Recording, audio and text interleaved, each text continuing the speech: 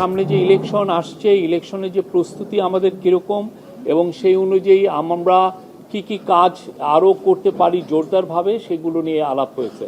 প্রথম ইলেকশনের আগে পুলিশের প্রস্তুতির কথা বলা হয়েছে এবং পুলিশের আইজি মহোদয় বলেছেন যে আগামী মাস থেকে 1.5 লক্ষ পুলিশের ট্রেনিং হবে ইলেকশনের বিষয়ে।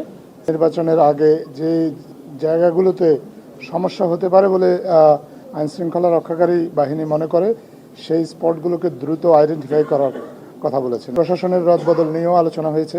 নির্বাচনের আগে আপনি জানেন যে প্রশাসনে একটা রদবদল আসন্ন, এই রদবদলটা কী প্রক্রিয়ায় হবে সেটা নিয়ে আলোচনা হয়েছে এবং সে বিষয়ে কিছু সিদ্ধান্ত হয়েছে।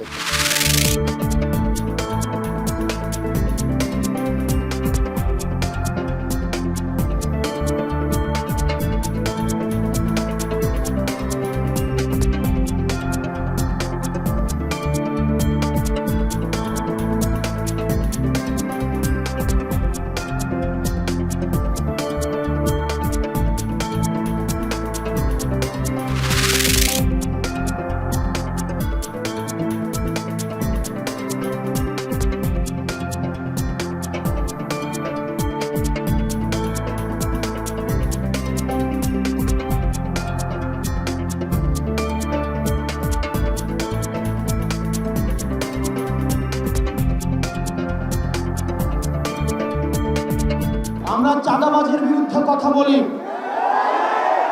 কিন্তু দুঃখজনক বিষয় আমাদের নাম পরিচয় ব্যবহার করে, এনসিপির ব্যানারকে ব্যবহার করে অনেকে এই চাঁদাবাজিতে যুক্ত হচ্ছেন। নেতা কর্মীদের উদ্দেশ্যে আমাদের আহ্বান থাকবে, আপনারা জনগণের পাশে দাঁড়ান, জনগণের সমস্যা সমাধান করুন, আপনারা সামাজিক আন্দোলন গড়ে তুলুন। এই ময়মনসিংহবাসীর পক্ষে আপনারা আন্দোলন গড়ে তুলুন, দুর্নীতি, চাঁদাবাজ, সন্ত্রাসের বিরুদ্ধে সামাজিক আন্দোলন গড়ে তুলুন।